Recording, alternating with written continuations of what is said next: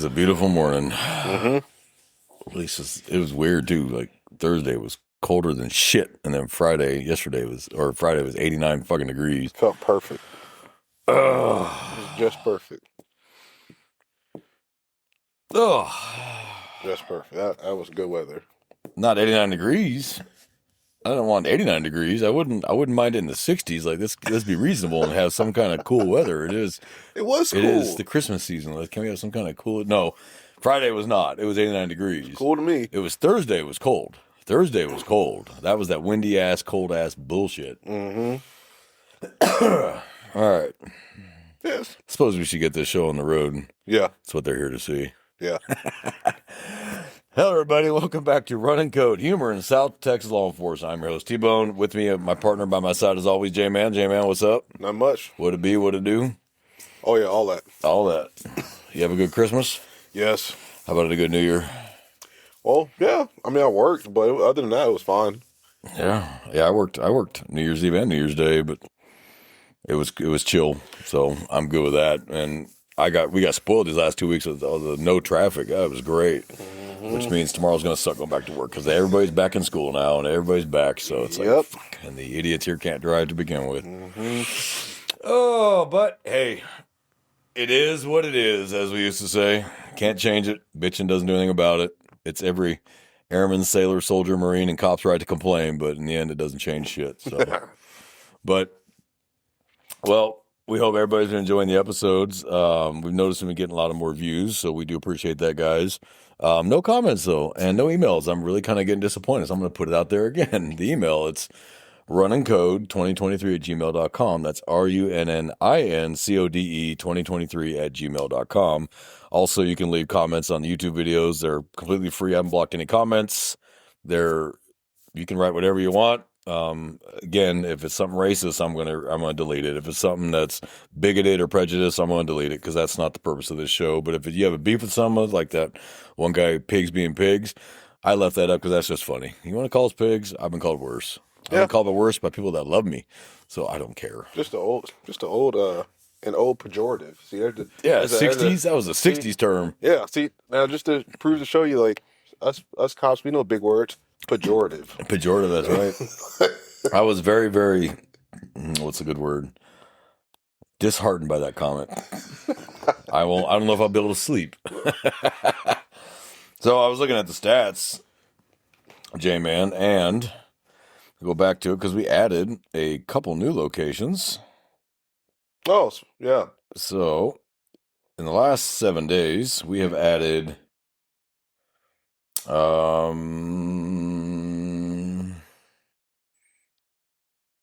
no, those were there. Hold on. We had added some new ones. New Braunfels, Arlington, Mandeville, Louisiana, Russell Springs, Kentucky, Fuquay, Varina, North Carolina, Pepperell, Massachusetts. So thank you guys. We're hoping you weren't just hitting and running, and hopefully you're going to stick around and become fans. Word of mouth helps. Tell all your friends, cop friends, civilian friends. I got a buddy at the police academy who passed on our podcast to the cadets, and a lot of them listened to it, and they said that they've gotten good tips and tricks and stuff out of it. I have gotten a few messages about people who said, especially the FTO one really helped them a lot. So it's like, hey, that's why we're here, good. That's why we're here. Yeah. Last episode was kind of a hit. Why are cops bad? Which was us being funny because we didn't actually mean cops are bad. It was explaining why the public thinks we're bad and why the social media paints us that way. But in reality, no, it's not. It's like any other profession. But today is going to be why are all cops assholes? Yep. Now the reality is we're not. No. Now, are there outliers? Yes. Where that cop's had a bad day? His last call was horrid. Dead child, whatever it was, and then he walks up and you immediately snap off and he just smarts off right back. And then you're just shocked. Oh my God, I can't believe he talked to that way. Well, he's human too. And just because you think this is bad compared to what he just saw previous to you, he doesn't care. And then you smarting off at him is going to, just ignite him. Or maybe his wife just left him. Or, who knows? As cops, we're not supposed to take our personal life to work. And that sounds great in theory, but we're still human beings. Yeah. So you got the officer who's worried about finances, whose family, he's having family troubles. One of his kids is sick. He might be getting a bullshit rip from IA. You know, all these things are going through his head, but he still has to put that away to do his job. But sometimes it comes out in ugly ways. So the majority of cops, if you watch these videos and you watch them from the beginning, not when it's both heated now between them, but from the beginning, the officers usually start out fairly polite, even in the worst circumstances for the most part, start out fairly polite. Mm-hmm. They might be firm, but they're polite. Yeah. But then the guy smarts off, and you're a cocksucker and a motherfucker, and then like, you know what, fuck you then, and oh my God, you can't talk to that way, and just the way they go at each other. Yeah. So it's literally us like stating the obvious that there are some cops out there, irregardless if they're having a bad day. It could have been Christmas morning, they got a $10,000 bonus. They found a gold bar in the middle of the street, and then like they got the biggest raise in the world, but they're still gonna be an asshole. Yeah. Like they're like that's the obvious. That like stating the obvious. But generally speaking, not like that. No, it's not. And people love to clip the videos and make it look like the officers walked up on the car. Hey, you stupid motherfucker, blah, blah, blah, blah, blah, blah. And that's not generally the case. Mm-hmm. Have I done that? Yes. You were driving so recklessly and so dangerously that I'm not walking up with the 7-step violator. I'm walking up, what the fuck are you doing? Mm-hmm. Are you trying to die today? Are you trying to kill somebody? Like, what the hell's your problem? Because you're pissed. Because everything he did, or she did, generally it was he though, is the driving behavior is designed to kill people. And like, it's hard for me to walk up, hi, I'm Officer so-and-so, and the reason I stopped you today is blah, blah, blah, blah. Do you have your license and insurance? When you were doing like 110 down a regular city road, not a county highway, but a regular city road with other people, serving out traffic, cutting cars off, running lights. Yeah, I have a hard time walking up, hey, how you doing? Hey, what the fuck is your problem, dude? Like, where's the fire? You know? So by his logic, he probably think, well, they're all that way. Okay. Yeah. And I can see that. I can get that. But I've had bad experiences at HEB. I've had bad experiences at the post office. I've had bad experiences at DMV or DPS. And I don't assume they're all like that. I assume that one is like that or had a bad day. You know, we're all human. The public wants us to give everybody grace on everything. Give them grace. Give them grace. Ask them 20 times. Negotiate with them. But nobody wants to give us grace. You know, we're supposed to be completely 100% professional all the time. Well, that sounds great. And that's awesome. But that's not really how the real world works. Mm-hmm. And combine that with the last, ever since, well, Ferguson, back in 17, did not help. And that's, the public has gotten bolder. I think Ferguson was a little further than that. Yeah, but I think I really noticed it around 17. Oh, really, it really became acceptable to talk to us however you want. You're talking about, okay. Yeah, the public talk to us however they want to. You're a cocksucker, you're a faggot, you're da-da-da-da-da, your wife's a whore, your mom's a whore, da-da-da, just whatever. They become really emboldened with that because it wasn't that long ago where you might get a smack in the mouth for that, and nobody really cared. Like, you're going to learn to be polite one way or another. Now, is that acceptable to walk up and smack somebody in the mouth talking shit to you? Well, no, of course not, it's not. That's absolutely not okay. But we did have a handle on the criminal element. For the most part, they understood there was a give and a take. Mm-hmm. You be respectful of me, and I'll be respectful with you no matter what the situation. Be disrespectful to me, and we're going to handle it a different way. And you're going to learn a valuable lesson about respecting somebody, and they'll respect you back. I have talked with stone cold killers, and I've been polite with them, and they've been polite with me. It ain't personal. And then I've gotten into yelling matches with assholes that think that A, they're going to tell me the law, or B, no, you're not going to arrest me, and here's 20 reasons why I think you can't arrest me. No, in their mind, it's, I know you can't arrest me because I saw this video that explained that you could, all that bullshit.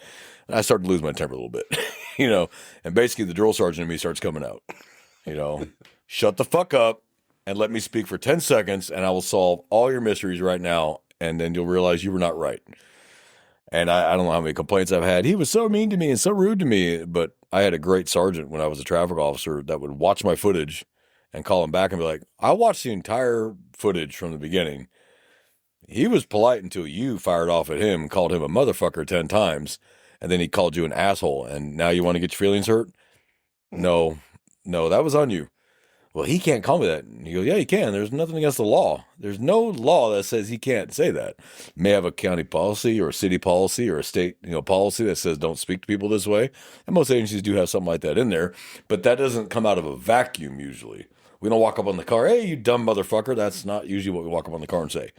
we usually try nice, and I always tried nice for the most part, except those rare circumstances, like I explained. Mm-hmm. For the most part, I'll walk up. Hey, how you doing? I'm Officer so and so. The reason why I stopped you is X, Y, Z. Do you have a driver's license? Do you have approved insurance? And even if they're like, "Oh, this is fucking bullshit," I just ignore it. Okay, they're allowed to vent. Whatever, say what you want. Just as long as you're giving me what I'm asking for, I really don't care. It's funny. So you can call me asshole while you're handing me your license. That's fine. It's great. You gave me your license. I can identify you. This is you. You still live at this address. Blah, blah, blah. Okay, I'll be right back. You know, like sometimes there are people that are driving by like on a traffic stop or you're on a call, whatever, and they yell like "fuck you." Oh, yeah. Whatever. I wave. I wave. I honestly, I don't know. Like it's like very rare for me that I'm gonna sit there and just get angry with somebody like on a call on the side of the road. It's just like, man, look, or woman, this is gonna end like either way, however it's gonna end. It's just I'm not wasting my breath on it. I tell them Like, it's like a choose your adventure. Give me what I need, and this will end. This will end as quickly as you want. Yeah. How long do you want to sit here? Yeah, if you want to sit here and do all this, first I'm gonna walk away. I remember one time I walked away when somebody was yelling at me like, "Well, you can't walk away from me." I'm like, "Why can't I? Why can't I walk away? Because you're doing nothing to help this. Why can't I walk away? You're doing nothing productive.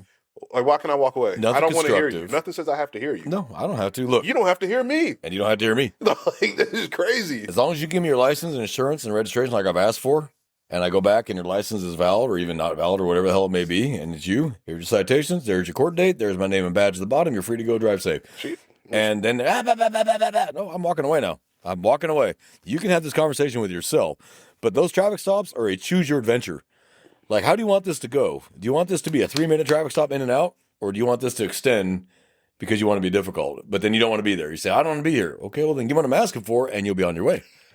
Like, this is how this lasts as long as you want it to last, not as long as I want it to last. Yeah. You know, I want you gone. I kind of wish the guy never pulled you over now at this point. Like, Then I mean, and even then, like afterwards, she apologized or what have you. I've had and, that before. And she just had to vent, which is another thing too. Is like people don't realize like when we make these traffic stops, when you get called to like houses or whatever for a call, it doesn't matter what it is. We're like a dartboard for the most part for everybody's emotions, and like the emotions got to be channeled and processed and like extracted somehow. And then that's where the whole like, well, the asshole is coming out in the officer, the deputy, the trooper, whomever. Just because it's like, okay, you take every day for however many hours you work a shift, you just that's the job.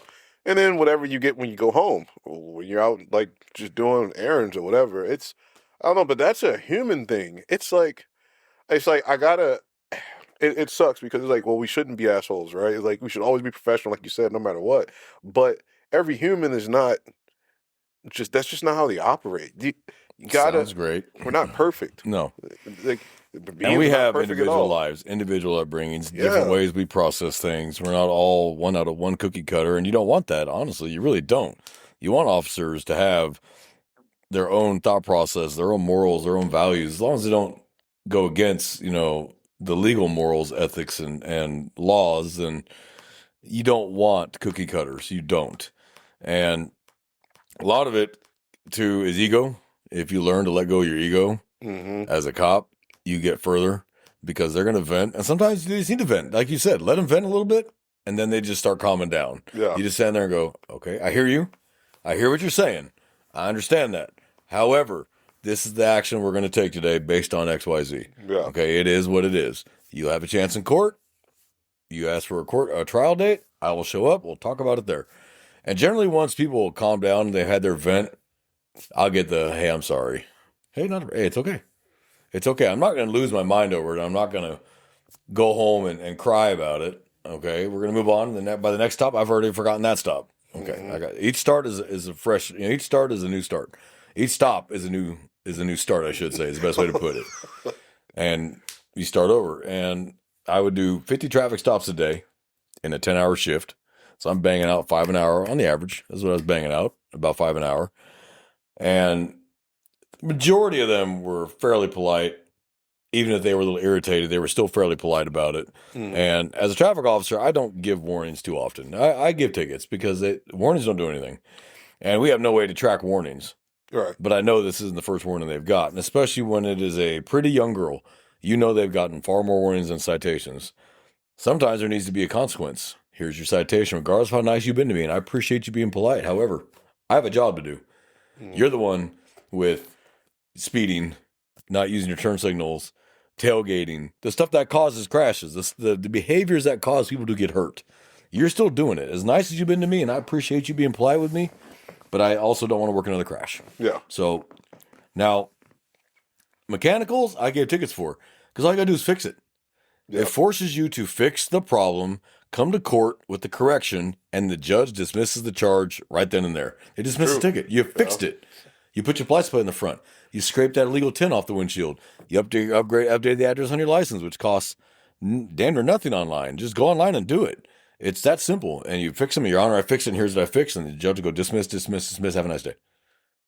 That's all you got to do. Yeah. And so I tell them, look, I'm going to give you the citation. However, all you got to do is correct the problem, and the ticket goes away. It doesn't go on your record. It's not a moving violation. Like, it's done. It's a mechanical violation, not a moving violation. So it's not going to affect your insurance anyway. It's not going to affect your insurance. And it was funny is people get madder about those than like, yeah, man, I got you doing 90 and 65, dude. That's way too fast. Yeah, because I think it's coming from that mindset of like, it's an equipment violation. Like, so what? It's not a big deal. As if, okay, I was speeding. Yeah, I was going a little fast. It's like, So let's talk about that for a second. Like, oh, it's no big deal. I didn't have a front license plate. Actually, it is. There's a reason we require them in Texas. There is a reason we require front license plates. It's not because we're trying to. You think we want to spend the money making 2 plates per car versus 1? There's a reason we're doing it. 1, we have toll roads. 2, we have border patrol checkpoints. 3, we have the border crossings. And we have plate readers, and that's what helps us catch criminals, is those front and rear license plates. So just because you don't like it on your car, I don't care. We require them for a really good reason, and I'm going to make you put it back on. I love it, the one that have in the windshield. I'm like, that's not the bumper. Put it on the bumper. or you seen them on the visors, right? Put them on the visor. They buy the suction devices and put them in the window. I'm like, no. It goes to the outermost portion of the front bumper by state code. That's where it goes. Or license plate light is out. There's a reason for that. So we can read your plate, or a citizen can read your plate if you break the law and drive off.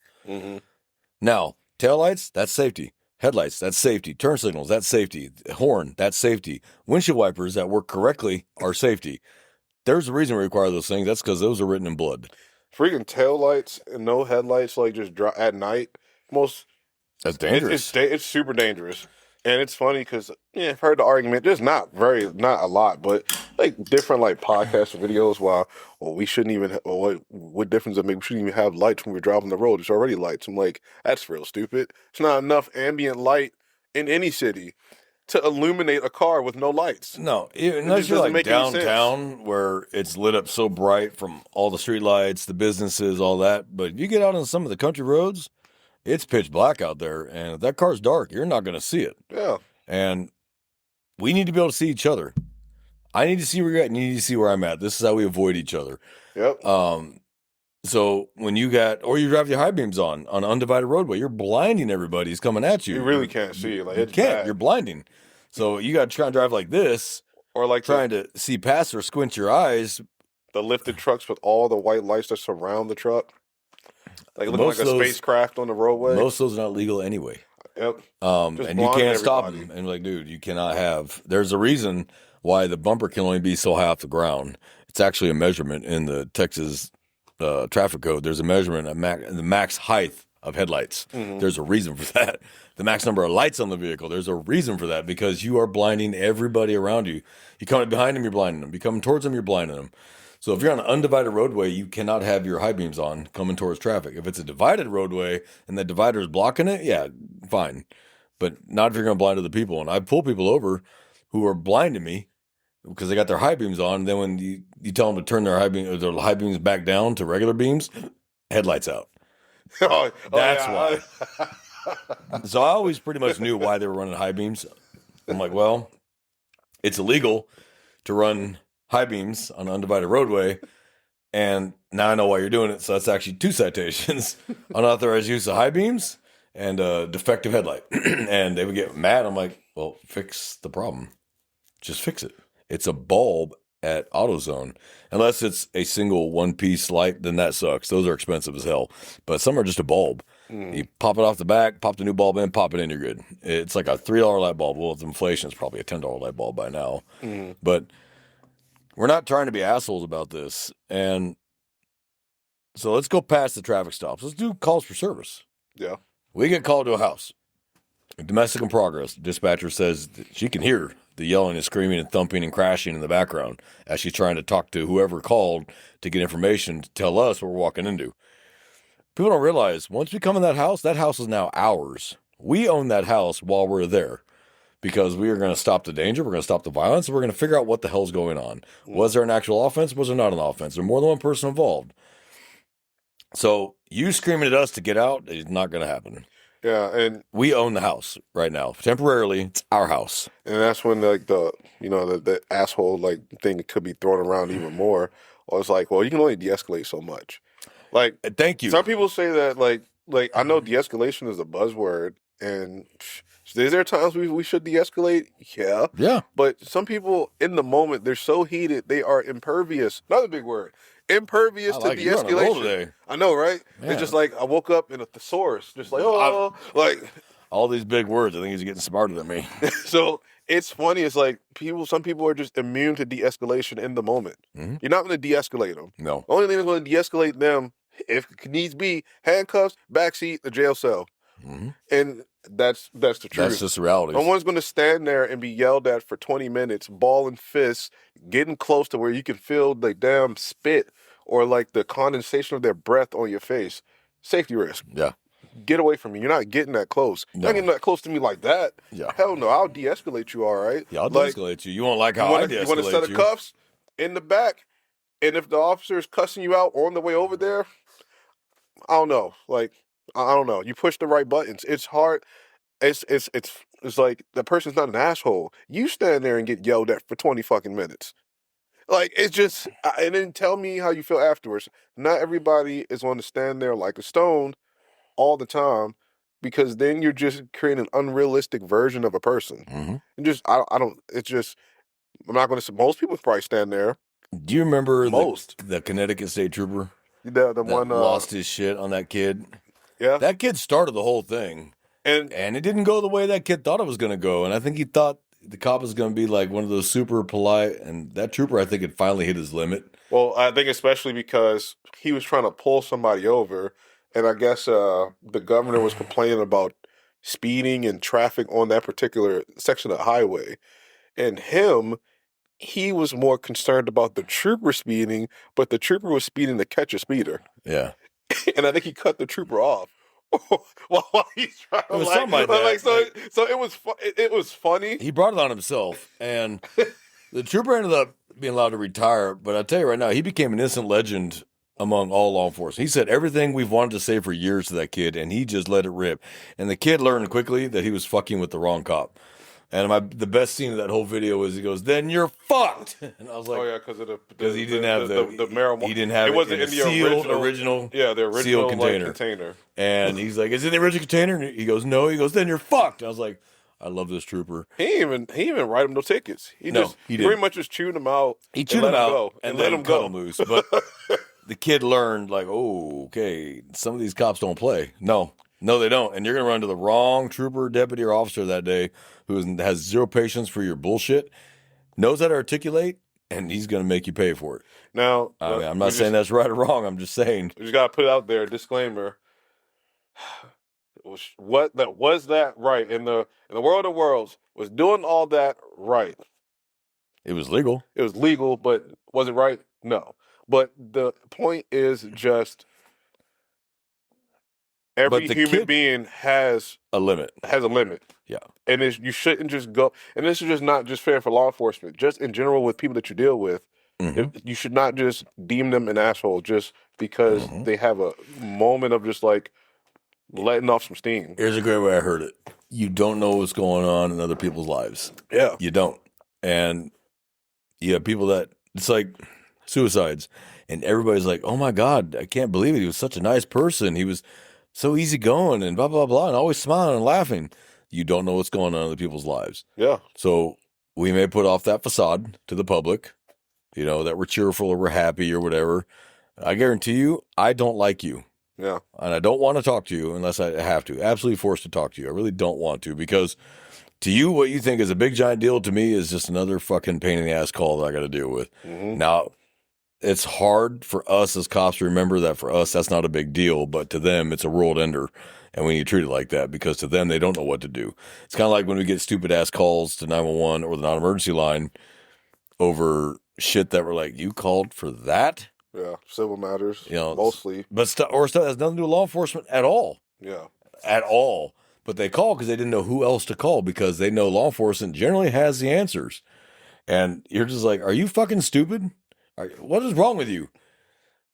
And then you look, but you got to look past it and look at the person and go, you just don't know any better.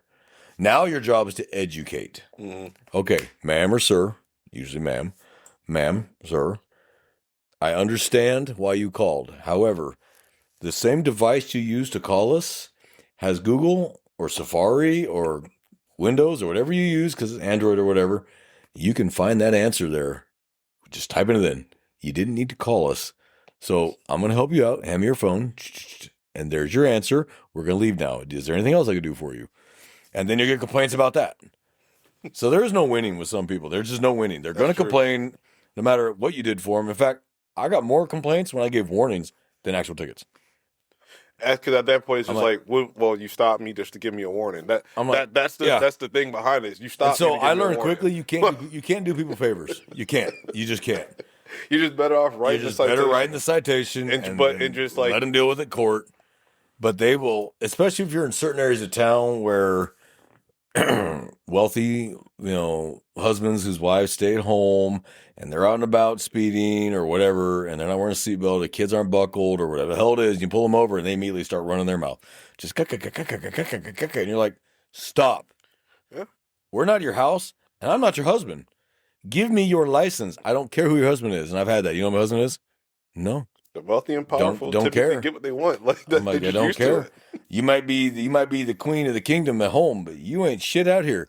Give me your license. And they're just flabbergasted because they're used to getting their way. Mm-hmm. Or you go to these small municipalities. We'll name no names. But the cops are glorified butlers for the people that live there. That's true. Very rich, small municipalities inside this municipality where the average person is in a multi-million-dollar home. There's really no shade, but come on, we know. We know. Like, we know. There's no and I shade. guarantee you, anybody who knows where we're at can name 3 agencies off the top of their head that I'm talking about right now. Just off the top of their head, they can rip them all 3 off. That's just the territory because, still, like, without the people, we wouldn't exist. So. Yep. But because those people live in that kind of Pleasantville where they make that kind of money, I know the cops that work in those agencies are told by the chief, you don't write locals tickets. Mm-hmm. You write people passing through that don't live here tickets. You don't write the locals tickets. Allegedly. No, they tell them that to their face. They tell them that to their face. They tell them to their face. Don't write tickets to residents. Oh, man. I'm like, no. So they can drive however they want until they kill somebody. Is that what you're saying? Because they live there? Because they complain to the chief? Maybe your chief needs to have a set of nuts and tell that constituent, well, slow down. Slow down. Or don't run the red light. Or I pulled over, like I talked to, I pulled over a very famous actor. And he was speeding and ran a stop sign and was being a complete jackwagon when I walked up on the car. And I was just like, here's your citations. And I gave him tickets and he was just flabbergasted. I'm like, I don't work for y'all, the agency where you live. I don't work for y'all. So I don't care about your feelings on this. Here you go. Have a nice day. And I expected complaints. Didn't get any. It's those areas, those small agencies, those officers have to really be on their toes, though. They have to really be polite. Like, you can't piss off a constituent that lives in that city, that lives in a multi-million-dollar home, and you can't be rude to him. You bite your tongue because all he does is call the chief. Mm-hmm. And, hey, Chuck, dude, your officer was rude as hell to me. Oh, I'll take care of that. And if you're in a at will, like Texas at will, and you don't have a union or anything, they shit can you. And that can contribute to the assholey part of an officer. Mm-hmm. Just because it's just another stressor. Mm-hmm. Like a stressor that really you won't expect it to be there, but then you just realize like, okay, politics. It plays a part. It plays a part no matter where you're at. Politics. Now, if you're in a much bigger agency like the LAPD or San Antonio Police or Houston PD or Dallas, or the bigger the agency, the less there really is there with that one. Yeah. Because you're talking, if you have an agency that's 3,000 officers, 4,000 officers, probably the only constituents that are probably on first-hand base with the chief are the super, super wealthy or the politically connected. For the most part, the average citizen don't have a clue. But if you're in a small municipality where everybody knows everybody and everybody knows the chief or everybody knows the county judge or whatever or the city councilman or whatever, yeah you're going to have bigger problems. Yep. So because they know them and they can personally, like, hey, Chuck, I got pulled over by your officer and he was a dick, leaving off where he was an absolute asshole. Mm-hmm. He's not going to tell the chief that. Like, I was a complete prick to your officer and I was such a douche that, yeah, I deserve this. He's not going to say that. Mm-hmm. In his mind, he had done nothing wrong. He had every right because he's a constituent to talk to you however he felt, and you should just sit there and take it. Well, I tell people all the time, that's not going to happen. You're not going to talk to me that way. I don't care who you are, and I'm going to fire right back. And believe me, I'm better at it than you. Mm-hmm. So you think you're insulting me? Brother, you ain't even seen me start, and I guarantee I'm going to win. So, or just time out and just hand me what I'm asking you for, and we'll argue about this in court. Yeah. See this camera? This will not help you in court. I promise you this will not help you in court. And sometimes it works, sometimes it doesn't. Yeah. Yeah, I've learned that it doesn't matter how nice you are or how mean you are. Certain types of people you run into are going to be dicks to you no matter what you say or do. That's just reality. Yep. They don't like cops. They've had a bad day. Their wife just left them. Same stressors in them that you have as a law enforcement officer. But the difference is they're allowed to voice and say whatever the hell they want because they're a citizen with the First Amendment protection. And you're a police officer who has a policy guiding what he can and cannot do. So you got to kind of bite your tongue. And there comes a point where you just don't care anymore. You're like, you know what? Suspend me. This guy needed to hear that. So I told him that to his face. He needed to hear it. He may not appreciate it. He may not liked it. But oh fucking well, chief, write me up. Suspend me. I'll take 5 days. See you in a week. Because there comes a point where, and I've seen it, it's not burnout so much as you're just fed up. Yeah. You're like, you can only be nice for so long to assholes before you're just like, you know what? I'm going to let you know what it feels like, and you're not going to like it.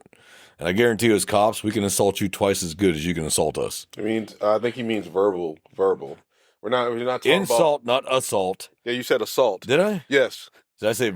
You said assault. Insult. Verbally insult you better than you there can you go. insult me. You just validate all of them. See, they do just go out there and assault people. He didn't mention it. Well, he meant according to the modern thought process, you can be assaulted verbally. These days words hurt and words cause devastating pain and devastating injury to you. So I guess that is true. I can assault I've heard verbally. I have had callers say, well, he verbally assaulted me. And I'm just like... if you can find that offense in the penal code, let me know. But usually it's just like, it's insults. And it's just like, well... Insults, not threats. There's a difference. If you as a spouse tell your spouse, I'm going to kill you, bitch, that's a threat. And that's terroristic threat of family or household. That's a different thing. But you're a fat, ugly bitch. It's not an assault. Yeah. It's an insult, not an assault. And there's no crime against it. I've had to tell people, like, I'm sorry that this individual said this to you. They never should have said it, but unfortunately, like, that's nothing not illegal about it. Like, did anything else It happen? might be immoral or unethical, but it's not illegal. Like, anything else happen? It's like, no. It's like, well, I can make a report about it. I mean, this person was willing enough to give me their name. So at least if something happens in the future, we know who the first person we should talk to is. And I don't know, that kind of settles some things, but then typically it's like they want us to do more. It's just like, we don't live in this type of country. Mm-mm. I can't just go and do something to that individual over words that weren't true threats. Yeah. Like I can't. Or they were so obscene in nature that they caused a disturbance. I cannot do anything over a First Amendment protected right. Yeah. I can't. I can't. Sorry. You didn't like it, but that's the rule we live in is he has the right or she has the right to say whatever they want within limits. Again, you can't threaten people. You can't shout fire in a crowded movie theater. There's certain things you cannot do. But for the most part, you can go, you're a fat this and a cocksucker that. Okay. Yeah. Not illegal. Not against the law. Not in this country. No. It may have been in like Texas in the 50s, you couldn't use profanity around children. No, you couldn't. Yeah. You couldn't use profanity around children. And if a parent complained, the officer actually observed it, then you could be arrested. Yeah. Those are long gone.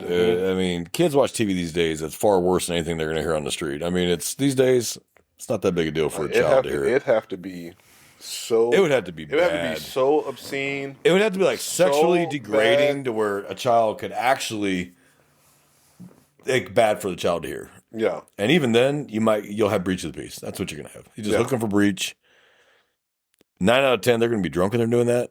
Maybe just a public intox, just get them out of the area, throw them in the drunk tank for the night, let them sober up around a bunch of other smelly drunks, and call it a night. Yeah. But you got to be careful because there's a fine line between illegal speech and legal speech. It's so stringent. It's funny, like it's And I the guess- doubt has to sway towards the suspected person. like, especially any cadets or any first year, second year officers, probies listening. Read California versus Miller, and that's where you get the Miller test, where it actually the Supreme Court outlined how they look at speech. Like I think a big proponent of it's like smaller towns, for the most part, smaller towns, medium sized towns. Someone will go up and hold a cardboard sign that says "fuck cops." Nothing's illegal about that.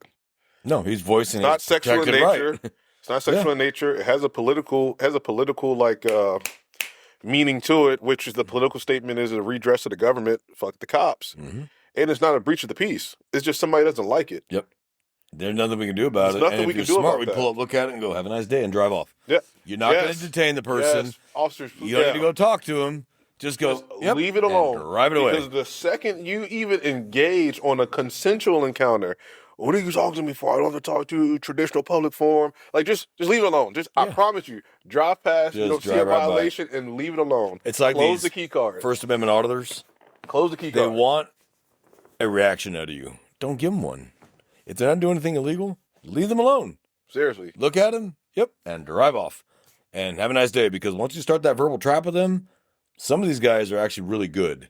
Some are just morons, but some are really good at skillfully at trapping you, and they trap your ass. Mm-hmm. And now you're stuck, nowhere to go, on camera, and then they upload that, and your admin sees it and goes, ugh, facepalm. Like seriously, honestly, I think the best thing that helped me out with that is you really do not need to get everybody's ID. You don't. Texas is not a stop and ID state. No, this ain't New York. The only way that you can provide ID in Texas is if you are lawfully detained or you are arrested, lawfully arrested, Mm-hmm. or someone is dumb enough to give you a fake name and date of birth, and then you run it and you can arrest them for failure to But ID. that only applies if they're detained or Right. arrested. If you go up or talk to regular Joe on the street and it's consensual and he goes, my name is John Smith, it's not illegal. Like you don't need everybody's Because ID. even if he has a warrant, if it was a consensual encounter, we had no reason to run him, can't count that against him. Because he wasn't detained or arrested. Because that same policy that I don't know if a policy really says you have to identify everybody you talk to. It's Calls for service, traffic stops, stuff like that, yes. yes, But regular Joes, you don't walk up to him, you don't have to. You can say, hey man, how you doing? Hey, what's your name? He can go, fuck you. Okay, sir, have a great day. because I've even had it calls for service where there's no crime being committed whatsoever. Hey man, do I have your name? Do I got to give it? No, not really. There was no crime. There's no so, crime. Okay. Like, all right, well, I don't want to give you my name. And then it's kind of you're like cajoling with an individual. Well, can you give me like a first name? And then I don't know like that. Usually what I do is I tell them, look, sir, I my just leave it policy be. I just requires leave that me shit be. to identify who I speak to on calls for service so that I can write down what happened. And it's just so I can refer to you by your name in the report that this happened. Fuck you, I don't want to give it to you. Okay. And I'll just put, the caller refused to identify themselves when I made contact with them. They have that right. It's funny because they'll give their name to dispatch. They'll give it to They dispatch, won't so I'll give just their go name look in to the key us. cards and what was his name. They Or won't give I'll the call name to us. dispatch. They'll listen to the call and give me the name. It's like you gave the name to the dispatcher. Like, Or with access to the databases I have, punch in their phone number and get their name and look at their license and go, yeah, that's them. it's just And then yeah. run them. You have a warrant? Oh, hey, he's got a warrant. Let's go back and talk to him again. Hey, sir, one more thing. You got a warrant. You know? It's just crazy. Like, but then like just even little stuff like that, just to tie it back to the original thing, that stuff can just make someone feel like an asshole. Yeah. Or or you think they're being an asshole because it's just so they're like little things that are just As building up, cops- building up. We don't like being told no to our face either. We're cops. There's that mindset. Hey, I'm the officer of the law. I'm the man here. You need to cooperate with me and talk to me. Yeah. That's not always true. And what drives that is our ego. Our ego says, hey, I'm the man here. Talk to me. If they've not broken the law, and even if they have, they don't have to talk to you. You can arrest them, you can detain them all day long. They don't want to talk to you, they don't have to, and all they're required to give you is their name, date of birth, address, social, and phone number when you arrest them or detain them. That's it. They don't have to talk about anything else. But we have this mindset that no, you're going to talk to them about this, and they don't want to. They don't have to. They have the right. So you didn't get them today, you'll get them tomorrow. It's kind of like that guy that you always want to get a hold of because he's a prick. He's been a pain in the ass in the neighborhood, pain in the ass to all the officers, but you can't get him today. Well, they'll be tomorrow. Yeah. So stop worrying about it. You'll get him. And I learned that lesson. It took a while to learn that lesson. Was like, you'll get him eventually. Or another agency will get him. Or another agency. Somebody's going to get him. And they'll have a warrant. He eventually he's going to get the ride, and you can laugh about it later. I know in an old neighborhood I used to work, we had 2 brothers and a dad. Could not stand the whole family. And the boys were always causing problems in the neighborhood, always fighting with neighbors, pulling guns on them. But Dad would never cooperate with us. And finally, we got a warrant. They finally stepped on their dick long enough or hard enough to actually get warrants for their arrest for aggravated assault. And the dad wouldn't let us in, but the neighbors said, no, I saw them run in the house and they haven't come out. We're going in the house and get out of the way. And Dad's like, well, you're not going to my house. Okay, hook him, throw him in the car. Now he's harboring. De-escalation. There you go. Yep. See how the person would not comply in the attempts to de-escalate? Please step out the house. Have a witness. I'm like, sir, we're going in the house. We have warrants for both your boys' arrests. You need to let us execute these warrants. We know they're in the house. Nope, fuck you, not coming to my house. Okay, well, I have a felony warrant that says otherwise, so sorry. Cuffed him, threw him in the Tahoe, come in the house, and I guess they were both sitting there on the couch. They were so shocked to see us because they figured Dad was just going to hold us off, and that was it. That was going to be the end of it. No. See? Stand up, that worked? both of you. Effective de-escalation. Yeah. Stand up, both of you. Put your hands behind your back. You stepped on your dick enough this time. Cuffed him. And they complied with no violence. See how that de-escalation works? Because they were shocked. Now, if they'd had a couple minutes to think about it, it probably would have turned violent because these 2 were known to fight. Yep. But they were just shocked that Dad didn't actually keep us out of the house and just flabbergasted. So, yeah, we were able to get that element of surprise. So, was it speed, surprise, violence of action? This one was the speed and the surprise. Got in there quick before they even get a chance to start thinking about fighting. Because that back and forth interaction, let's just say you stayed there, right? And then it turned into an argument because you're 10 minutes at the doorway. Yep. Then that just feeds into the anger and the aggression to the 2 sons. And then it does. They feed off of each other. They do. And then you have a bigger mess than what you initially started. Yeah. Oh, it'll be far worse. It'll be worse. Just get in there fast. Get on top of them quick while they're surprised or shocked. Get them cuffed. You done? Yep. Let's go.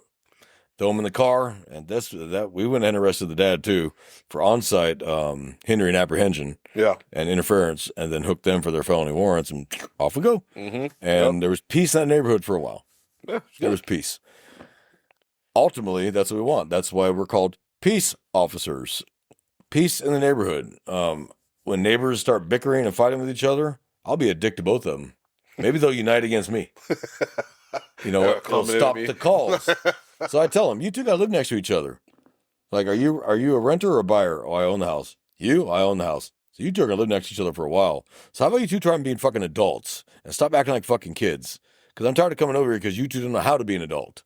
Now they both unite against me. I'm like, perfect. You can hate me all you want. You 2 aren't fighting anymore. Problem solved. You're not going to call anymore. Sometimes that works. Sometimes it doesn't work. I'll tell you right. I understand road rage. I don't condone it. I'm not okay with it, especially when gunplay gets involved or they start playing bumper cars on the highway. But I do understand it because I've wanted to get pissed off and ram cars. You're driving like such a moron and just shove through the intersection and go, oh, yeah, I got lights.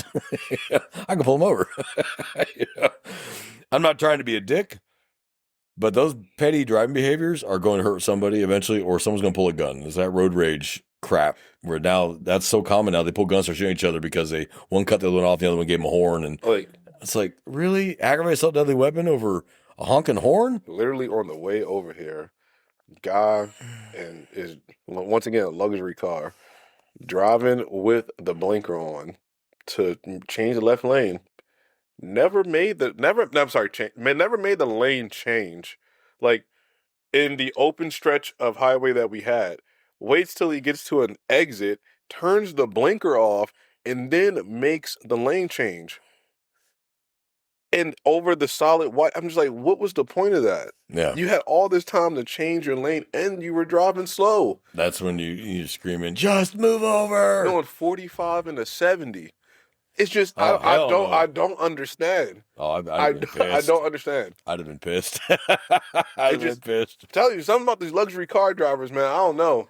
I'm not saying all BMW drivers are assholes. I'm not even identifying the car. Most BMWs drivers it wasn't a Beamer today, but I'm not even just. I have found but it's just more luxury cars. BMW drivers, Corvette drivers, and Jeep drivers all seem to fall into the same category of dickhead. Don't know what it is. Dickheads. It's like, I think to be a BMW buyer, you have to pass some sort of asshole test at the dealership before they even allow you to have the car. Okay, you passed, sir. You're a complete prick. Welcome to the BMW family. It's like, you pull them over and they're the first ones just running their yap. They're just running their suck. And I'm just like, I'll just stand there. So my least favorite is when they holler out the window at you when your side of the highway car is going by and they're hollering at you. And I'm like, I just walk up and I just stand there and stare at them with that, the glare, the stare look, everyone calls it. Are you done? Okay. I'm so-and-so. The reason why I stopped you is XYZ. You have your license. Take a breath. You have your license. And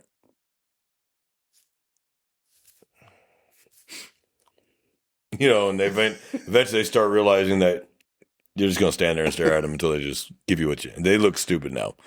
Thank you, sir. Do you still have this address? Excellent. Is this your vehicle? Excellent. You got your insurance for me. And just stare at him again. Yes, sir. Thank you. I've found that to be more effective because I used to be the fire back. Hey, motherfucker, shut the fuck up. Now I just stare at them. And they realize that they're not getting anything of value. Nothing says I have to fire back at you. I've asked for a license, and I'm going to wait for you to hand it to me. So I'm just going to stand there and stare at you until you give me what I ask you. And silence is very powerful. They will fill the void with words. And you just sit there and stare at them until they hand you what you're looking for. And then finally they hand it to you. I'll be right back. All right, sir, I'm going to issue you 3 citations. 1, being an asshole driving a BMW. If only that was an actual offense. But you get in their tickets, and they're just flabbergasted. You have any further questions for me, sir? Okay, you're free to go. Please drive safely. Go back to my hotel and drive off. And that's it. And they're just like, I'm like, yeah, because I didn't give you what you wanted. Mm-hmm. You wanted that back and forth. I'm worn out, too old for it. You've been doing this too long to deal with that shit. And I know that your phone is probably right underneath the door, recording me, and then it'll get chopped and clipped and put on Facebook or TikTok or whatever. And then I'm the bad guy. Yep. And then my agency has to go through releasing the unredacted whole footage to show the whole story. And by then the public's already moved on.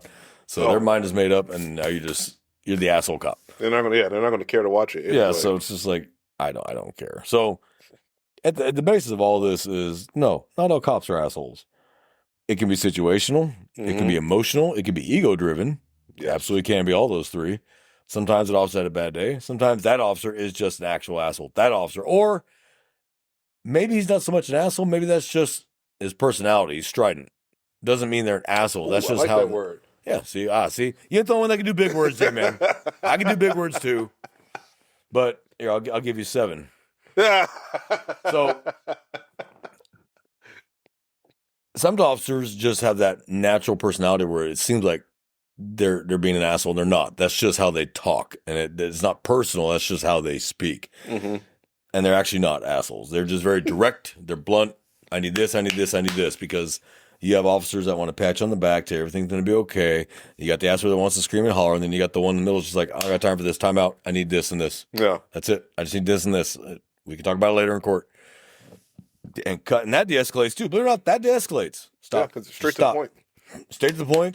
That's why the 7-step violator is required in Texas, because you clearly state who you are, who you work for, why you stopped, and what you need. Can't argue with that. This is what if you walk up, you know why I stopped you, you're going to get a negative response from that, and you deserve one. Yep. Tell them why you stopped him. It's not a guessing game. Tell them why you stopped him. Because if you say, do you know why I stopped you? They also look at it like, well, shit, he just pulled me over and is looking for a reason. Yeah. Just say, I'm so-and-so. Here's who I work with. This is why I stopped you. I need your license, insurance, registration.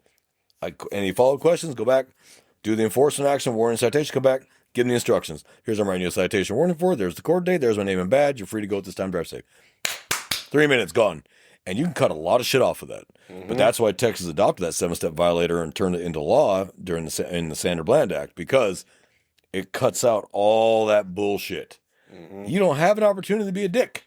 Just tell them who you are, get what you need, cut them loose, be done with it. I used to love, and this was the younger part of me, but going back and forth. Oh yeah, fuck you too, man. And we go back and forth. And that was a lot of that ego-driven, I'm going to show you I'm better with my words than you are with yours, blah, blah, blah. After a while, I got to the point where I was just like, you're yelling at yourself, dude. Are you done? Mm-hmm. I'm not going to yell. I'm too old for that. And people they start getting calmer. Like their voice starts lowering. When you don't yell at them, you don't meet them here, and you stay here, they start doing this. They start lowering their voice because they realize just how stupid and loud they are because you're staying calm. You can wind them up by going up with them and up and up and up, and they're both at 10. Yep. Because now he wants to be heard and you want to be heard. You neither one of you are hearing the other. Mm-hmm. So I try now these days, and this is a different me than it used to be because I've learned over the years, that's what comes with maturity and wisdom and experience. Lower your voice. Sir, I do not wish to yell at you, and I don't want to hear you yell at me. Will you please talk to me in a calm tone of voice so that we may figure out what the issue is? Eventually, they start realizing just how stupid and loud they are, and they just start. Mm-hmm. And then you'd be surprised how often you get, I'm sorry, sir. I've had a bad day. It is what it is, man. I get it. I've been there. Okay. But now that what's going on? And you'd be surprised how much further you get with that. I ended up on YouTube, Facebook, TikTok. I ended up in trouble. Mm-hmm. 9 out of 10, they apologize. And they even say, thank you for the ticket, sir. You're right. I'm sorry.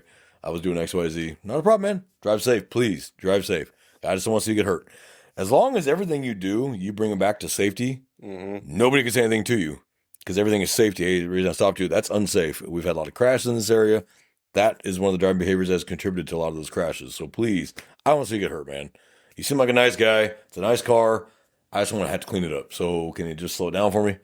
You'd be surprised how far that goes. And people are like, oh, you're right, sir. Because it doesn't seem like it's race-driven, gender-driven, nothing. It's driven solely off safety. Like, hey, man, I'm tired of cleaning up crashes. Man, I can't even get a burger without a crash going off. And I got to drop my burger and run out here and do a crash because someone's speeding. So can you just slow it down for me? Works wonders. Yeah. Works wonders. I wish I'd known these things a lot earlier than I did. I would have saved myself a lot of calls from IA and a lot of complaints. Now, did I care about the complaints? No. I'm going to do my job again tomorrow.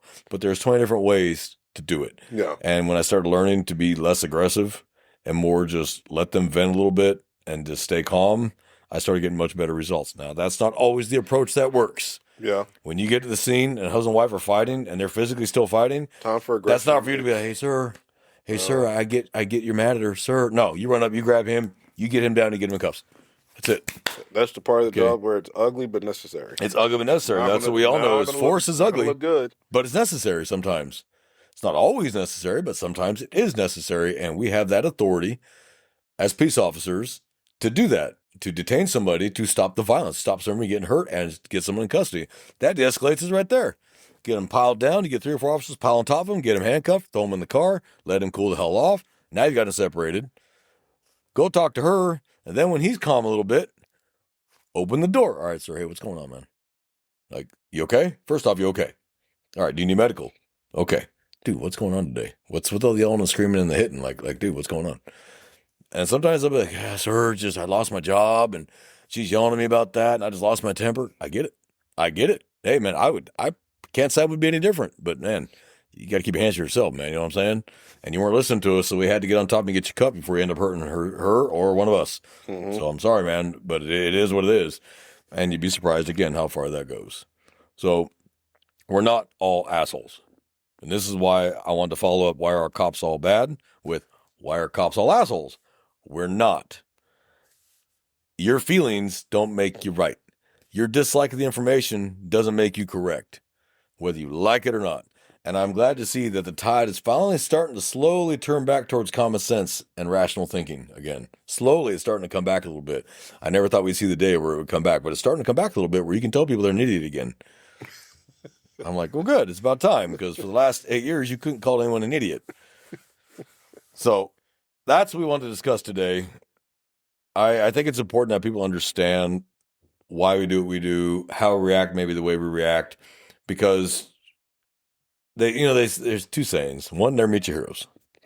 Never meet your heroes. And they're right. I've met my heroes. Let me tell you, they were vast disappointment. It's easier just to have them up here as who they are than actually meet them. And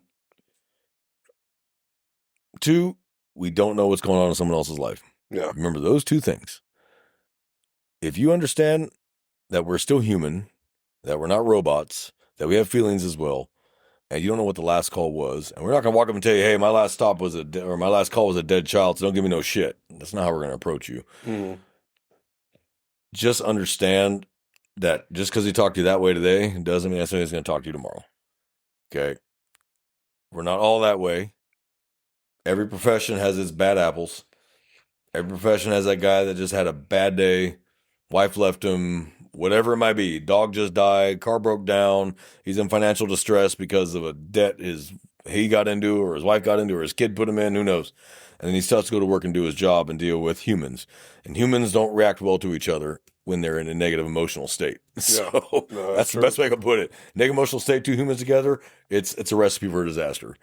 I think a lot of problems could have been solved over the years and shit wouldn't have happened if everyone would just shut up, listen, comply, let us figure out what we got going on. And I guarantee you half of those use of force you saw probably would not have been arrest to begin with. Yeah. So, but negative emotions meeting negative emotions. So that negative headspace does not do well together when it's two people meeting like that. So that's why we wanted to address that today, because I think it's important that the public understand that. Other officers, I know you can back me up on this one because you've seen it. You've done it. I'm just guilty of it. He's guilty of it. We let our ego sometimes write a check that we don't want to have to cash later. Mm-hmm. We get angry, we get mad, whatever it might be. Brothers, sisters, you need to be aware of that. Some days you just don't need to come to work. If you know that day ain't the day, your spouse just left you, your dog just died, hey, maybe this is the day you need to take a personal day.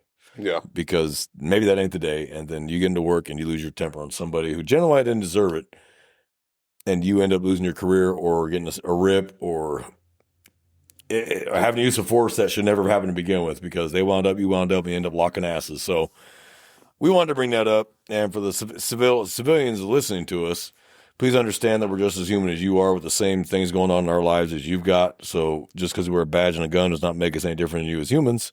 We're not robots. We're not RoboCop, nor do you want that. So that's today's little spin on why are all cops assholes? They're not. But I like phrasing like that because everybody gets all excited and wants to go run and watch it and go, oh, maybe it wasn't what we thought. Please stick with us as you watch these episodes. Just watch it from the start and finish it out. You'd be surprised. So, brothers and sisters, well, before I do that, J-Man, do you have anything to add on this topic of why are all cops assholes? Oh, no. Okay. We've said it all then. Excellent. And we did it in under an hour. Not bad. So, brothers and sisters, take care of each other. Take care of yourselves. Be safe. Take care of your mental health, your physical health.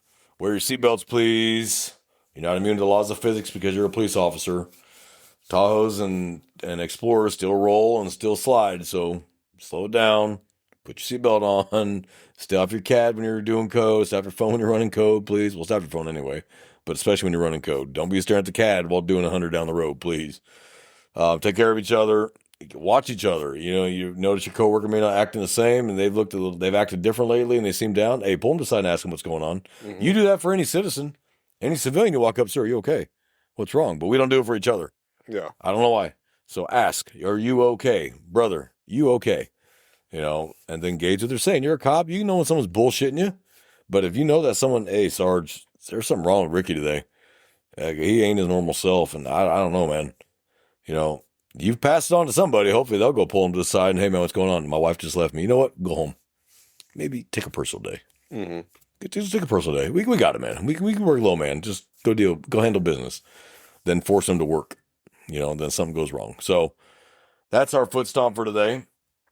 Feel free to leave comments on the on YouTube if you watch it on that platform.